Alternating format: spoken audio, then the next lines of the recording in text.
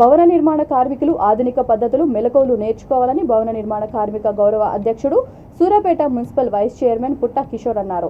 జిల్లాకు వృత్తి నైపుణ్య కేంద్రం మంజూరు చేసినందుకు భానుపూరి భవన నిర్మాణ కార్మిక సంఘం ఆధ్వర్యంలో జిల్లా కేంద్రంలోని తెలంగాణ తల్లి విగ్రహం వద్ద సీఎం కేసీఆర్, మంత్రులు కేటీఆర్, జగదీష్ రెడ్డి చిత్రపటాలకు పాలాభిషేకం చేశారు. ఈ సందర్భంగా ఆయన మాట్లాడుతూ 10 కోట్ల రూపాయలను విడుదల చేసినందుకు సివిల్ ఇంజనీర్లు, భవన నిర్మాణ కార్మికులు వృత్తి నైపుణ్యాన్ని పెంపొందించుకోవడం కోసం నైపుణ్య కేంద్రాలు ఎంతగానో ఉపయోగపడుతున్నాయని అన్నారు.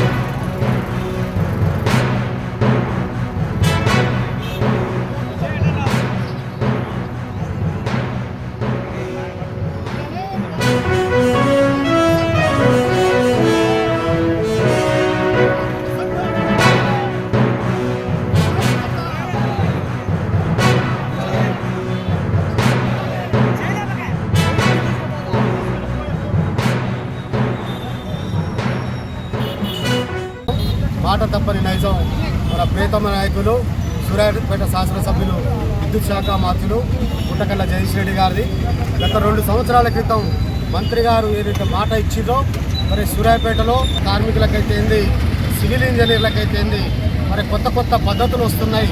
భవన నిర్మాణ రంగంలో వాళ్ళందరికీ కూడా ఆధునిక పరిజ్ఞానం అందించాలి, తగిన ట్రైనింగ్ ఇప్పించాలని ఏదైతే న్యాక్ సెంటర్ ఓపెన్ ప్రారంభిస్తా అని చెప్పేసి మంత్రి గారు ఏదైతే చెప్పారో 2 సంవత్సరాల క్రితం ఆ మాటని తూచా తప్పకుండా ఈరోజు మరి ముఖ్యమంత్రి గారితో ఉన్న చనువు, ముఖ్యమంత్రి గారి ఆశీస్సులతోటి ఈరోజు న్యాక్ సెంటర్కి మరి 10 కోట్ల రూపాయలు మంజూరు చేయించడం జరిగింది.